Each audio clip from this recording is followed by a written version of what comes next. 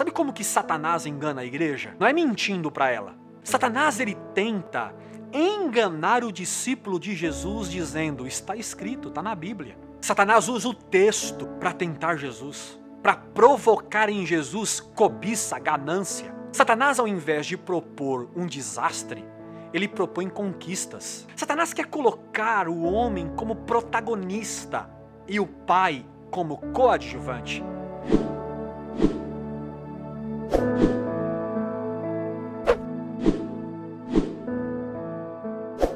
Queridos, nós estamos conversando baseado no texto do Evangelho que escreveu São Mateus, capítulo 4, o versículo de número 1 a seguir. Semana passada eu li apenas um trecho, eu gostaria neste momento que você também lesse comigo o texto completo para que possamos entender um pouco daquilo que nós vamos compartilhar essa noite. Quero que você leia comigo então Mateus capítulo de número 4. Então Jesus foi levado pelo Espírito ao deserto, para ser tentado pelo diabo. Depois de jejuar 40 dias e 40 noites, teve fome. O tentador aproximou-se dele e disse, se tu és o Filho de Deus, manda que essas pedras se transformem em pães. Jesus respondeu, está escrito, nem só de pão viverá o homem, mas de toda a palavra que procede da boca de Deus. Então o diabo o levou à cidade santa, colocou-a numa parte mais alta do templo e lhe disse, se és o Filho de Deus, joga-te daqui, pois está escrito, ele dará ordem aos seus anjos ao seu respeito, e com as mãos ele os segurarão, para que você não tropece em pedra. Jesus lhe respondeu, também está escrito, não põe à prova o Senhor teu Deus. Depois o diabo o levou a um monte muito alto, mostrou-lhe todos os reinos do mundo e o seu esplendor, e disse-lhe, tudo isto te darei, se prostrares e me adorares. Jesus lhe disse, retira-te, Satanás, pois está escrito, adore o Senhor seu Deus, e só a ele preste culto. Então o diabo o deixou, e os anjos vieram e o serviram. Bom, o tema que eu propus hoje a vocês, que inclusive está no título deste vídeo, é na verdade uma provocação. Provocação esta que confronta as nossas crenças e nos leva a pensarmos, pelo menos a pensarmos de um pouco fora da caixa. Nós estamos diante de um registro da tentação de Jesus no deserto, onde Satanás, o diabo, o adversário, tenta Jesus e lhe faz propostas que são aparentemente boas. Agora, a pergunta que não quer calar é, se o diabo é um ser mau, maligno, como poderia então nos propor o que é bom? O próprio termo, aliás, Satanás, ele sugere a maldade deste ser. O que é bom considerarmos é que a própria Escritura sugere alguns termos para este ser. Os termos como diabo, Satanás, inimigo, que pode significar adversário, aquele que se opõe a nós, caluniador, difamador, entre outros significados. As Escrituras, por exemplo, e inclusive no capítulo de número 4 de Mateus, esse texto que nós acabamos de ler, nos indica o porquê que ele carrega esses adjetivos de caluniador, difamador, de adversário, nosso inimigo. Porém, o texto também nos mostra que a sua missão não é se opor a nós diretamente, mas nos fazer se opor ao Pai, se opor à vontade de Deus. Pense comigo aqui, se o objetivo do diabo fosse convencer o homem a fazer a sua vontade, então ele não se colocaria como adversário, como opositor, ele se colocaria como nosso aliado.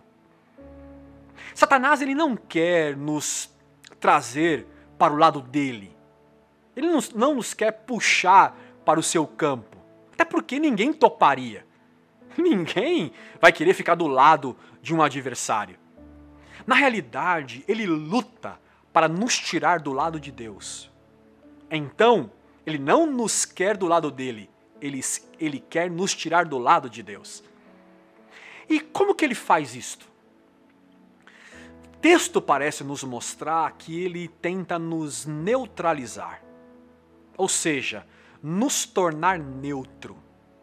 Nem de um lado, nem do lado de Satanás e nem do outro lado, do lado de Deus. Ou seja, fique neutralizado em si mesmo. Essa é a proposta sutil que o diabo faz ao homem. Para quê? Porque ele tenta neutralizar o homem, para que o homem acabe por se tornar um ser inútil. Porque neutralizados nos tornamos inúteis. A tentação de Jesus em Mateus capítulo de número 4 é o diabo oferecendo a Jesus oportunidades para que Jesus pensasse em si mesmo. O diabo incentiva Jesus a conquistar aquilo que aparentemente lhe falta. O Satanás, ou o diabo, o adversário, ele não tem a pretensão de tirar nada de nós. Ele não quer roubar nada da gente. Pelo contrário, ele quer preencher a nossa vida com suprimentos para as nossas carências.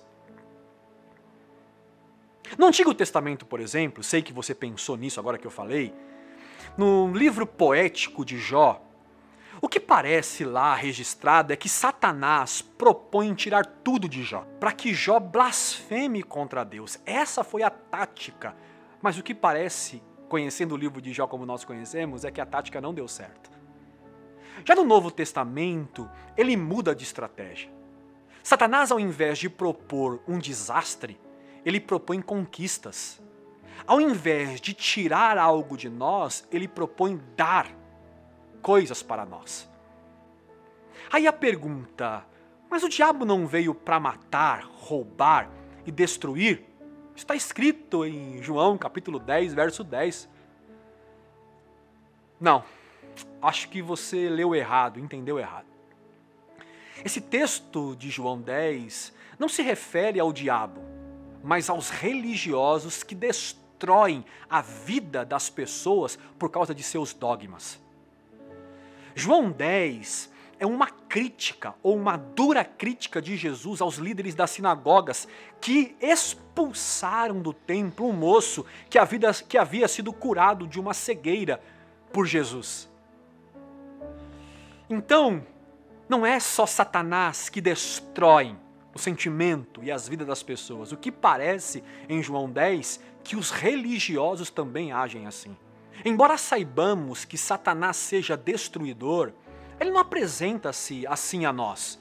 Pelo contrário, Satanás oferece doce e não veneno. É isto que nós enxergamos em Mateus capítulo de número 4. Satanás ele percebe o que está faltando e faz uma proposta. É assim que ele age. Ele age no campo da falta.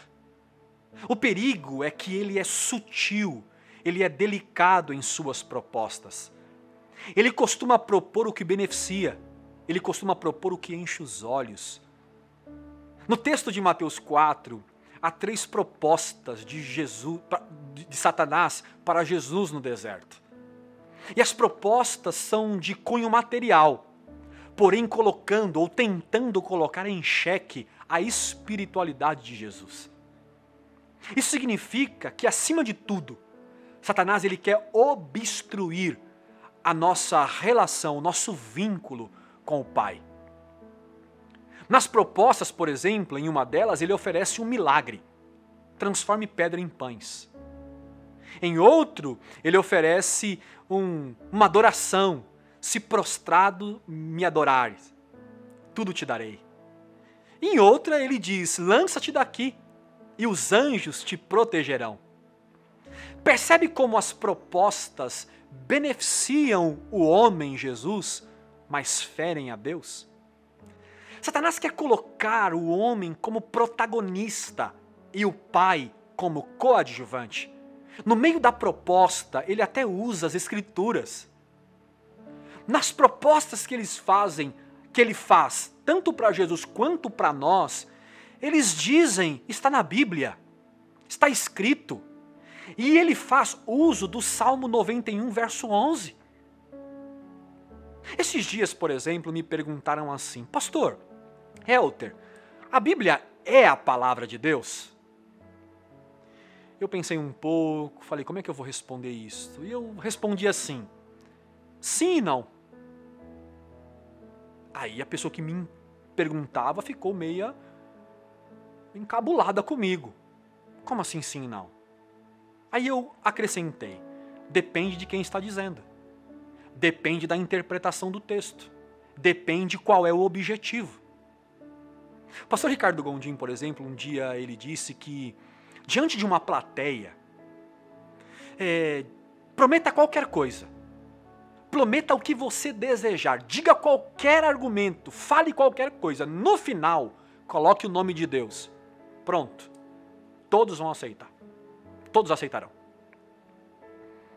Porque a multidão não tem senso crítico. Porque se falou em nome de Deus ou usou o nome de Deus, as pessoas aceitam. Lembre-se, Satanás disse para Jesus, está escrito. Aprenda esta verdade. Não é porque citaram a Bíblia para você que você deve aceitá-la como palavra de Deus. Satanás usa a Escritura, dizendo para Jesus, Jesus, ó, está escrito, está aqui. E o que Jesus faz? Jesus rebate. Mas também, Satanás, está escrito. Em outras palavras, Jesus diz a Satanás, é verdade que está escrito, mas você, Satanás, interpretou errado. E neste caso, Satanás interpretou errado, porém ele estava mal intencionado. Tem muita gente, por exemplo, que interpreta a Escritura errado por falta de conhecimento, porque não teve acesso a documentos, porque não teve acesso a livros ou a um bom mestre. Mas também tem gente que cita as Escrituras mal intencionado. Então eu digo para você, fique esperto. Barbas de molho. Tem muita liderança religiosa que usurparam o cargo pastoral, o apostolado, profético, enfim, seja o nome qual for, usam as Escrituras mal intencionados. Sabe por que eu falo isso? Sabe como que Satanás engana a igreja? Não é mentindo para ela. Não é propondo um pecado explícito. Não. Satanás, ele tenta enganar o discípulo de Jesus dizendo, está escrito, está na Bíblia. Paulo, o apóstolo, alertou a igreja na carta aos 2 Tessalonicenses, capítulo 2, verso 9 e 10, dizendo que o aparecimento do anticristo é de acordo com a eficácia de Satanás, com todo o poder. E ele conclui dizendo, com sinais e maravilhas, porém ilusórias. E com toda a artimanha de engano. Sim, usando a própria Bíblia. Proveniente o quê? Da injustiça para os que estão perecendo. Por quê? Disse Paulo. Eles rejeitaram o amor, a verdade que os poderia salvar. Eu sempre costumo dizer que a nossa geração é uma geração que não tem paixão pela verdade. O anticristo, muitos colocam ele como um personagem, como um indivíduo. Mas anticristo é todo aquele argumento, ou aquela pessoa que é anti o evangelho. Porque o espírito do anticristo já está entre nós. Porque o anticristo é uma cópia de Deus. Segundo as escrituras, ele tem poder, faz sinais e opera maravilhas. Isso é preocupante. Ou não é? Nós pensávamos que Satanás, ele aparecia de chifres, de rabo comprido, vermelho cor de sangue, com um garfo gigante na mão, com um semblante demoníaco. Percebe como a gente é fanático, nós somos fanáticos por mitologias? Mas pelo contrário, as Escrituras vai nos dizer que a aparência e a doutrina de Satanás é bela, é convincente, enche os olhos, mas é falso. Paulo, ele pede prudência à igreja de Corinto, para que eles não aceitassem qualquer coisa em nome de Deus. Na sua segunda carta aos Coríntios, no capítulo 11, os versos 13 ao 14, ele diz que alguns apóstolos eram obreiros fraudulentos, se parecendo em apóstolos de Cristo. Aí ele conclui, porque o próprio Satanás se transfigura em anjo de luz. Olha isso aqui. Satanás tem aparência bela. Satanás se transforma em Cristo para enganar os escolhidos. Olha o que Paulo afirma. Ele diz que Satanás se apresenta como um anjo de luz. É o que os antigos já diziam. Nem tudo que reluz é ouro. Lembram desse adágio? Queridos, considere isto. Satanás usa a Bíblia para tentar Jesus. Satanás usa o texto para provocar em Jesus cobiça, ganância. Aí a pergunta é, e agora? Como saber se a Escritura foi citada por Deus ou se foi citada pelo diabo, pelo adversário? Mateus 4, por exemplo, nos dá algumas dicas de como saber o que é vontade de Deus e o que não é.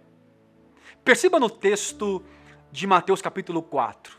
Primeiro, Satanás oferece o que nos falta, o que falta para Jesus. Jesus tem fome porque está em jejum. Aí ele diz, transforme pedras em pães. Depois ele oferece uma vida milagrosa, de milagres, provocados não por Deus, por nós, dizendo para ele assim, pula daqui, do pináculo do templo, que Deus vai te salvar. Viva uma vida de milagres.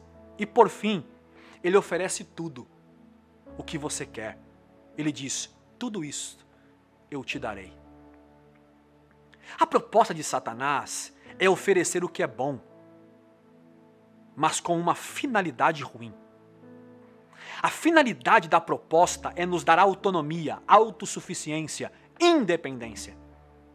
Então todo texto, toda expressão bíblica que tenta provocar em você autonomia, autossuficiência e autoindependência, mesmo que seja bíblico, não provém de Deus. Por exemplo, o que é pecado? No conceito popular da teologia, o termo é errar o alvo. O objetivo da fé é nos tornar dependentes do Pai. A fé nos conecta ao Pai. A fé promove uma relação com o divino. Já o pecado nos tira deste alvo, propondo emancipação, propondo autonomia. Eu sou dono do meu próprio nariz e não devo satisfação para ninguém. Isso é pecado. Ed Renekiewicz trouxe uma definição de pecado muito pertinente quando ele disse que o pecado é a opção pela autossuficiência, o que gera em nós uma ilusão de potência e nos faz desperdiçar os recursos como se fossem inesgotáveis, nos levando a descer a ladeira da desumanização, porque o pecado anestesia, pecado ilude, pecado drena, pecado bestializa. Quando Jesus disse para Satanás que o homem vive de toda a palavra que sai da boca de Deus, Satanás faz uma segunda proposta para Jesus. Então, já que todo homem vive da palavra de Deus e você confia na palavra de Deus, então vamos testar para ver. Como? Isso.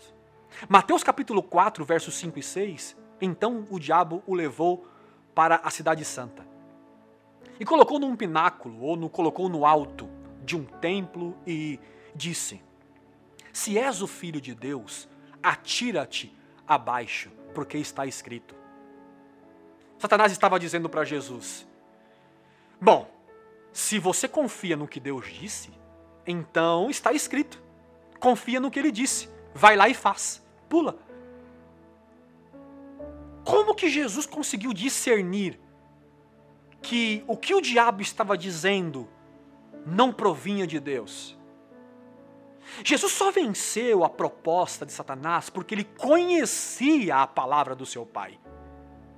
E ele rebate fazendo uso da mesma palavra do Pai, da mesma Escritura. Porque ele sabia que, por conhecer a palavra do Pai, ele sabia que Satanás estava usando a Escritura indevidamente. Por que eu estou dizendo isto? Para te alertar. Porque esta geração precisa conhecer a palavra de Deus, sem os filtros do pastor, ou de qualquer outro líder religioso. Você não vai vencer o diabo dizendo, o Elter disse na live, o Elter pregou na live. Só vence Satanás conhecendo com o coração a palavra de Cristo. Foi o que o salmista Davi disse, guardei a tua palavra no meu coração para não pecar contra ti. A palavra de Deus precisa estar dentro de nós, queimando nos nossos corações. Senhores e senhoras, vocês precisam conhecer cada vez mais o que o Pai disse, para não ser enganado pelo que o Satanás diz, e nem pelo que os falsos profetas dizem. Precisamos amar a palavra, examinar a palavra, viver a palavra do Pai, para saber refutar os inimigos da cruz, que também usam ou fazem uso da palavra de Deus e do nome de Jesus, mas com finalidades diabólicas. Percebam, quando Satanás não consegue vencer Jesus pelo estômago ou propondo milagres, ele apela. Ele apela e diz assim, ok Jesus, já que você não quer transformar pedra em pães, e você não quer saltar daqui para que um milagre extraordinário aconteça e os anjos venham te socorrer, você não quer pão, você não quer sobrenatural, então Satanás disse para Jesus, então eu te dou tudo. Aí ele apelou. Quem não quer tudo? Tudo, Satanás? Sim, tudo. Reino, poder, dinheiro, amigo, influência, tudo que o mundo tem, tudo que está no mundo, eu dou para você. Senhores e senhoras, mais uma vez, isto é muito sério e perigoso. Não é Deus que diz, você me adora e eu te dou tudo. Quem diz isso é Satanás. Nós fomos ensinados pela religião, vamos adorar a Deus, vamos buscar ao Senhor porque o Senhor vai derramar sobre nós ou vai dar a nós o que nós precisamos. Por que não? Porque nós não adoramos a Deus para receber coisas de Deus, nós adoramos a Deus porque Ele já nos deu tudo em Jesus. Satanás usa a palavra, usa o nome de Deus, promete bênçãos, ele faz tudo o que a religião moderna faz. Onde está a diferença, pastor? O Evangelho propõe glórias a Deus, o diabo propõe glórias aos homens. Satanás, ele propõe valores terrenos, o Evangelho propõe valores espirituais. Satanás, ele propõe recursos temporários. O Evangelho, ele propõe bênçãos eternas. O diabo propõe, olhe para você. O Evangelho nos propõe, olhe para Jesus, o autor e consumador da nossa fé. A sutileza de Satanás é nos entreter, prometendo conquistas terrenas, poderes sobrenaturais, riquezas passageiras, para que o foco do discípulo não seja mais o relacionamento com a Trindade, com Pai, Filho e Espírito Santo. Saiba disto, Satanás fará de tudo para te afastar do Pai. Ele fez no Éden com Adão e a Eva, e fez no deserto com Jesus. Conosco não será diferente. E não vencemos o diabo com práticas religiosas. O vencemos quando estamos próximos do Pai. Nossos cultos, nossas reuniões, têm se tornado ambientes de pedintes. E buscar estreitar um relacionamento com o Pai vem se tornando cada vez mais secundário. Esses dias o pastor Neil Barreto disse que nós temos que respeitar a inteligência de Deus. Todas as vezes que nós chegamos diante de Deus, nós esquecemos que quando nós estamos na sua presença, Ele está nos analisando, fazendo a seguinte pergunta a nós: por que você está aqui na minha presença? Aí a gente responde nos nossos cultos: porque eu preciso de um emprego, eu tenho uma necessidade, quero uma cura, preciso de dinheiro. Aí Deus responde: então você não está aqui por minha causa, você está aqui por causa de você. É isso mesmo. Foi isso que Satanás discipulou a buscarmos a Deus para proveito próprio. Leia Mateus 4 de novo, e você vai ver que foi exatamente o que Satanás incentivou Jesus a fazer. Busque para você. Não, definitivamente não. A minha oração hoje, a minha petição a Deus é que a partir de hoje você entre no trono da graça de Deus, diante dele, e quando ele te perguntar: o que você está fazendo aqui? Você responda: eu estou aqui, Pai, para te adorar e prestar um culto, porque você merece, porque o Senhor merece. Aí você faz a pergunta então: mas como fica? Como assim? E o que eu preciso? Como? Se eu não buscar em Deus o que eu preciso, como que eu vou receber? Senhores, o que você precisa, o Pai proverá. Jesus negou o pão proposto por Satanás. No fim, o Pai providenciou anjos para o servirem. Jesus negou os reinos do mundo, a proposta de Satanás em ter tudo. Mas no fim, o mesmo Jesus diz, Mateus 28, 18, todo o poder é me dado no céu e na terra. No fim, o Pai lhe deu tudo. Então eu quero concluir hoje te dizendo: faça como Jesus, que mesmo diante da possibilidade de fazer e ter tudo, preferiu o Pai. Porque sabe que na realidade, tudo é do Pai. E quem é filho, tudo que o Pai tem, também é seu.